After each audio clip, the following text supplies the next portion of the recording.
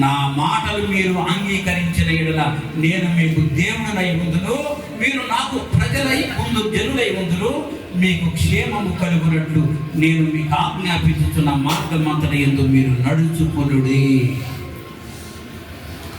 మీరు క్షేమంగా ఉండాలంటే నేను ఏర్పాటు చేసిన మార్గాలు ఆజ్ఞలు ఏవైతే ఉన్నాయో అవి మీకు క్షేమకరంగా ఉండాలి అంటే మీరు మీ పితరుల మార్గం నుంచి నేను దహన బలి కోరేవాడిని కాదు, నేను అవి ఆ బలి ఈ బలి కోరేవాడిని కాదు. ఇజ్రాయేలు ప్రజలు అక్కడ ఉన్నటువంటి అన్య దేవతలను ఆరాధించేటప్పుడు తమ కుమారులు కుమార్తెలు కూడా దహన బలిగా అర్పించుకున్నారు. కుమారులు కుమార్తెలు కూడా దహన బలిగా అర్పించారు. అలాంటి జీవితం జీవిస్తున్న జనులు ఆయన జనులు అవుతారంటే నేను కోరలేదు అంటున్నాడు. దహన బలుడు కోరలేదే, ఎటువంటి అర్పణలు మీ దగ్గర నుంచి నేను కోరలేదే. మీ మార్గం అంతటిలో మీ జీవితంలో నా ఆజ్ఞను అనుసరించి జీవిస్తే చాలు అని ఒక ఆజ్ఞ మాత్రమే ఇచ్చాను. మిగతా మీరు కల్పించుకున్నటువంటి మాత్రమే. అలాంటిగా ఉన్న 2025 సంవత్సరంలో మీరు ఆ రీతిగా పూర్ణ హృదయముతో, పూర్ణ ఆత్మతో, పూర్ణ వివేకముతో, పూర్ణ మనసుతో నన్ను ఆరాధించండి. మీకు నూతన క్రియలు ఎందుకు చేయను చూపిస్తుంది. అందుకనే చెప్తున్నారు, ఒక సంవత్సరం పూర్తిగా వదిలిపెట్టి చూద్దాం.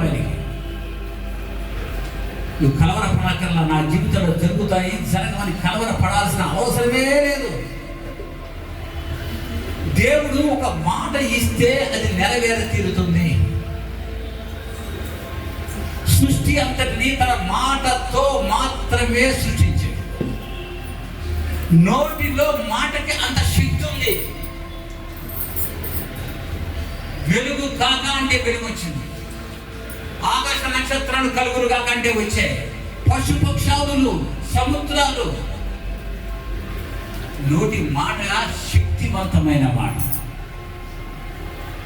సత్యమైన మాట, నెరవేర్చబడే మాట. దాంట్లో తిరిగి ఉండదు. రెండోసారి నేను తప్పు చెప్పానని నాలుగు ఖర్చుకొని మళ్ళీ తిరిగి చెప్పడం అనేటువంటిది ఉండదు. ఒక్కసారి నోటి నుంచి వచ్చినటువంటి ఈ పరిశుద్ధ గ్రంథం అనేటువంటి మాట నెరవేర తీరుతుంది. నువ్వు కట్టుబడి ఉంటావు లేదా నువ్వు ఆలోచించు.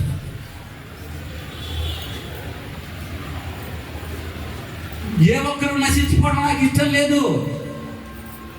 హెస్కేలు గ్రంథము 18వ అధ్యాయము, హెస్కేలు గ్రంథము 18వ అధ్యాయము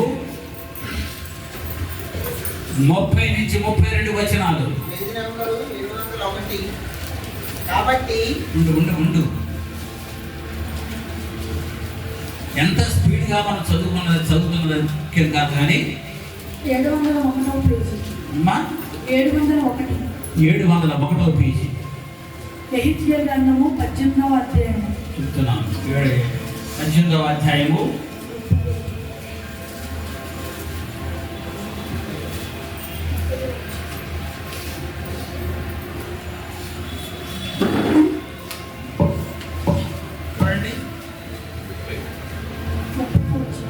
30వ వచనాన్ని చదువుతున్నాను.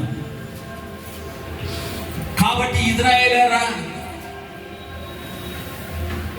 ఎవని ప్రవర్తనను బట్టి వానికి శిక్ష విధింతుడు. మనసు త్రిప్పుకొని మీ అక్రమములు మీకు శిక్షా కారణములు కాకుండాన్నట్లు వాటన్నిటినీ విడిచిపెట్టండి. మీకు ఉరి వేయబడతాయి.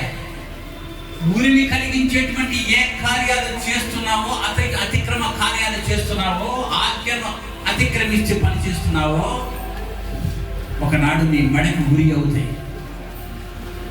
వాటిని అతిక్రమాలను వదిలిపెట్టు. వాటిని వదిలిపెట్టాలంటే నీకు మనసు కావాలి, వదిలిపెట్టే మనసు కావాలి. పాపం చాలా ఆకర్షణీయమైంది, డబ్బు చాలా ఆకర్షణీయమైంది, వ్యభిచారం చాలా ఆకర్షణీయమైంది, పాపం చాలా ఆకర్షణీయమైంది. వదిలిపెట్టబోతావు.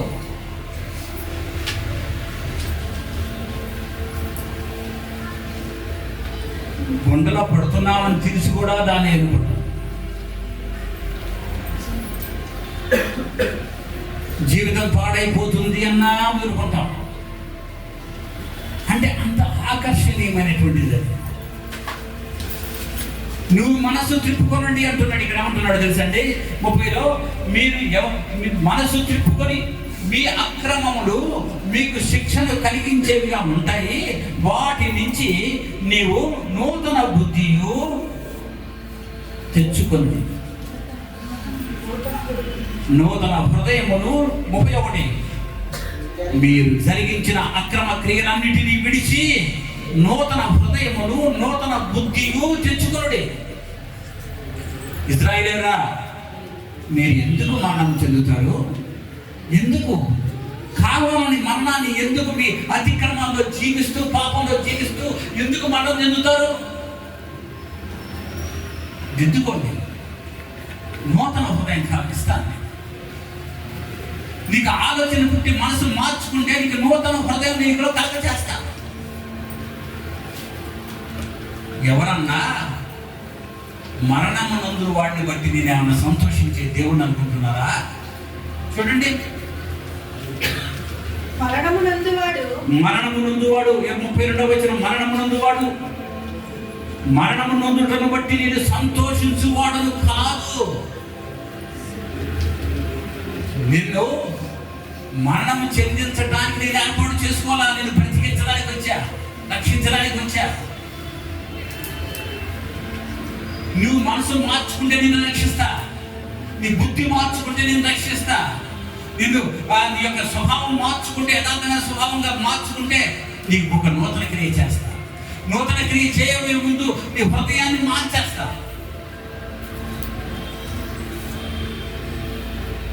కాబట్టి నేను మరణించే వాడిని బట్టి సంతోషించేటువంటి దేవుడు కాదు.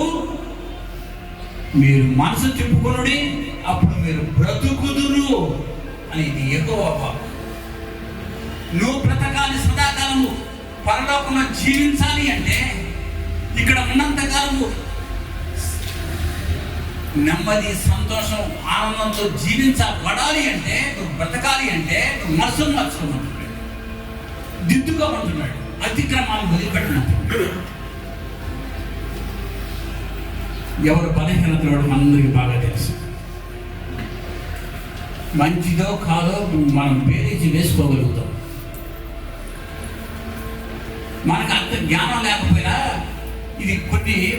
ఇది మంచిది కాకపోయినా మన జ్ఞానాన్ని ఎదిగినట్టుగా ఇది మంచిదేమో అని అనుకుని చేసేటువంటి పొరపాట్లు కూడా ఉంటాయి. అవి దేవుని యొక్క దృష్టిలో అవి క్షమించబడతాయి. నువ్వు ఇంటెన్షనల్గా చేసే పాపాలు కాదు కాబట్టి. నీవు తెలిసి చేసిన వాటివి అది అతిక్రమాలు, అవి క్షమించబడవు. కాకపోతే ఆయన ఇంకా వచ్చి, ఆయన మనకి లోకానికి వచ్చింది తీర్పు తీర్చడానికి రాలేదు.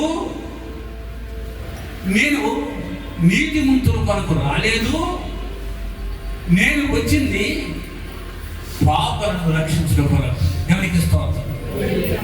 నేను వచ్చింది కారణం అది. అందువల్ల మీరు ఏదో అనుకుని ఊహించుకోవద్దు. తీర్పు తీర్చే రోజు ఒకటి ఉంది. సింహాసనం మీద కూర్చొని తీర్పు తీర్చే సమయం ఉంది ఒకటి. ప్రస్తుతం నేనైతే లోకానికి వచ్చింది తీర్పు తీర్చడానికి కాదు, మిమ్మల్ని అందరినీ రక్షించడానికి. మిమ్మల్ని అద్భుతమైనటువంటి నూతన క్రియలతో సంవత్సరం ఎలా ఉన్నానంటే, ఈ సంవత్సరం వేడు జరిగాయి, ఇంకా నూతనమైన వేడు నెక్స్ట్ ఇయర్ జరగాలి. ఆ నూతన ఇంకా నువ్వు యథార్థంగా ఉంటున్నావు కాబట్టి ఆ నూతన క్రియల నుంచి ఇంకా అద్భుతమైన ఆశ్చర్యకరమైన దీవెనలు ఆశీర్వాదాలకు వెళ్ళాలి. నువ్వు స్టెప్ బై స్టెప్ ఆత్మీయంగా ఎదిగే కొద్దీ నీ దీవెనలు సమృద్ధిగా ఉంటాయి. అది నీ చేతుల్లో ఉంది. ఉన్నదాంతో తృప్తిపడే జీవితాలు మనవే. దేవుడు దగ్గర సమృద్ధి ఉంది. నీవు ఇచ్చిన వాటితో తృప్తిపడుతున్నావు. ఆయన ఆలోచన వేరు. నీకు ఇంకా నా దగ్గర సమస్తము నా దగ్గర దాగి ఉన్నాయి. మీరు పొందుకోవడానికి మీరు అర్హులు. మీరు కొద్దివాటితో తృప్తి పొందుతున్నారు ఏ సంవత్సరానికి ఆ సంవత్సరం కాదు, మీరు మనం ఊహించిన దానికంటే ఇస్తారు. కొత్త సంవత్సరం ఎలా ఉంటుందో అని కలవరపడేటువంటి మనసొద్దు. ఇది అత్యధికమైన మేళతో కూడిన నూతన సంవత్సరంగా భావించు. దానికి కండిషన్ చెప్పినట్టుగా మారు మనసు.